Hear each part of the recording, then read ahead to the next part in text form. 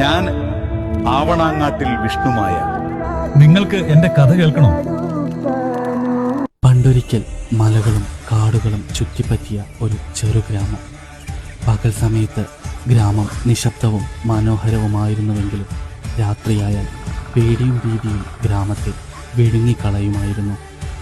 മന്ത്രവാദികളും കള്ളന്മാരും ദുഷ്ടശക്തികളും ഗ്രാമത്തിലേക്ക് വന്നൊരു ദിവസം ആളുകൾ വീടിൻ്റെ വാതിലുകൾ അടച്ച് വിളക്കുകൾ അണച്ചു.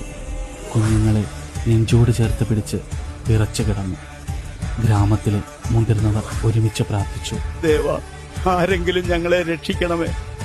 പുരാണങ്ങൾ പറയുന്നു, മഹാദേവൻ തൻ്റെ ശക്തിയുടെ ഒരു അംശം ഭൂമിയിലേക്ക് അയച്ചു. ആ ദിവ്യശക്തിയിൽ നിന്നാണ് വിഷ്ണുമായി ജനിച്ചതെന്ന്.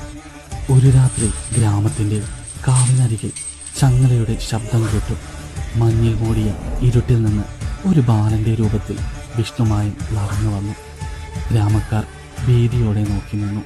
പക്ഷേ അവൻ്റെ കണ്ണുകളിൽ കരുണയും വാക്കുകളിൽ കരുത്തുമുണ്ടായിരുന്നു. അവൻ പ്രഖ്യാപിച്ചു, ഞാൻ വിഷ്ണുമായ.